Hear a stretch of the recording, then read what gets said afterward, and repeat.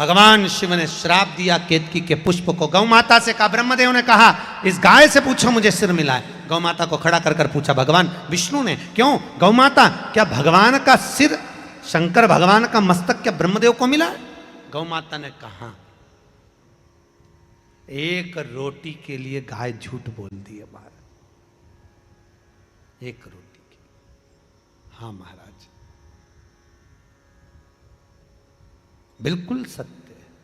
ब्रह्मा जी ने भगवान शंकर का सिर देखा, भगवान शंकर की आकाशवाणी हुई, नारायण ये गाय भी झूठ बोल रही है,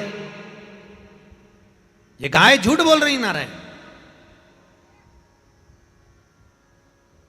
और गौ माता तूने झूठ बोला है, मैं तुझे श्राप देता हूं गौ माता कि तेरा पूरा शरीर पूजा जाएगा पर तेरा मुख अपूज्य रहेगा। और महाराज, गाय का पूरा शरीर पूज्य होता है पर गाय का मुख अपूज्य होता है। आज भी नियम है, गाय किसी बर्तन में अगर मुंह लगा देती है तो उस बर्तन को 7 दिन तक गंगा जल भर के रखना पड़ता है, 5 दिन तक आग में तपाना पड़ता है, 3 बार राख से मांजना पड़ता है, फिर 3 दिन तक चंद्रभागा नदी का पानी उसमें भर कर रखना पड़ता है, तब जाकर वो बर्तन घर के काम में आता है। तो भी भगवान की सेवा में नहीं जाता। अगर उसने मुख लगा दिया तो झूठ बोल।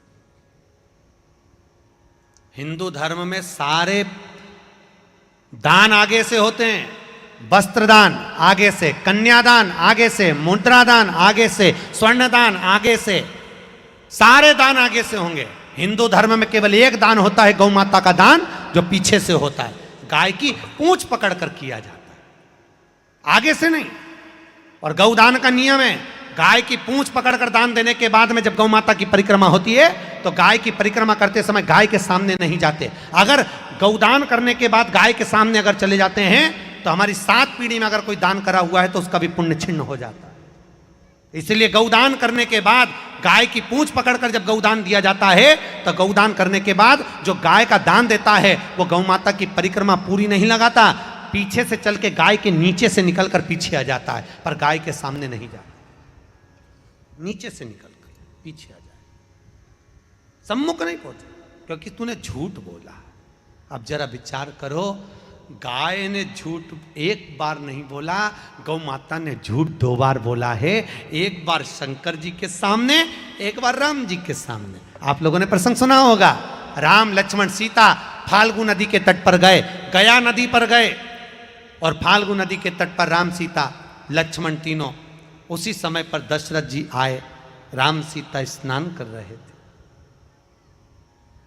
गया नदी का तट था, भगवान की भक्ति में डूबकर स्नान कर रहे हैं। सीता राम राम राम।